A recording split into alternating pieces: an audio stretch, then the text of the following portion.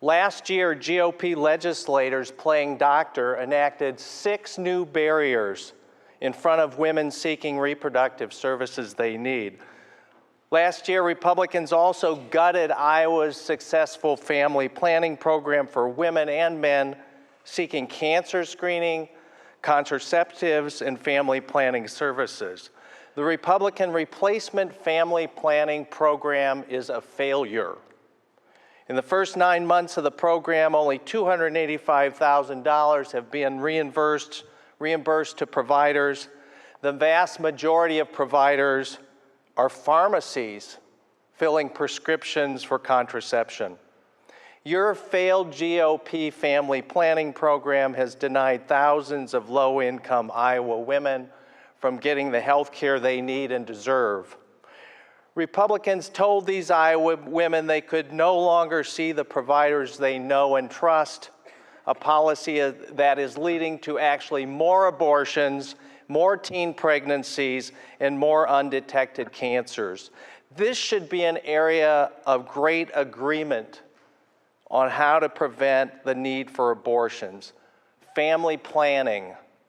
Planned pregnancies are the best pregnancies. Every new baby being welcomed into this world. We know how to help a woman and her family plan for a family. This help is most important to women that live in poverty and at low incomes. Democrats strongly support family planning. It's the best way to prevent teen pregnancies and abortion. But rather than coming together and meeting on policies where we can find significant agreement, we are here debating Senate File 359, an all-out ban on abortions, an extreme idea that will ban all abortions, a legal health care procedure. This all-out ban on abortions is unconstitutional. It's a waste of our time and taxpayer money here at 1 a.m.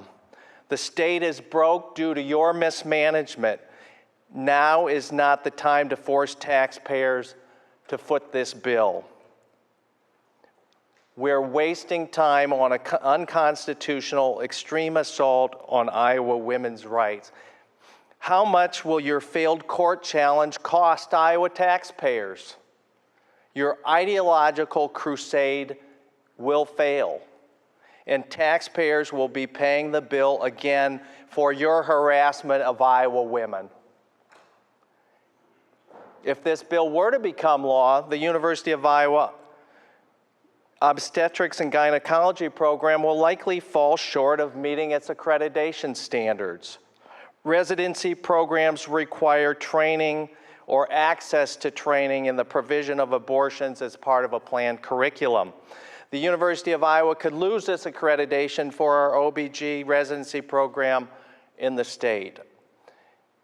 Iowa has a problem. Iowa ranks last in the nation in OBG physicians per capita. 66 of our counties have no OBG physicians. The good news is a third of the OBG residency graduates do remain here in Iowa.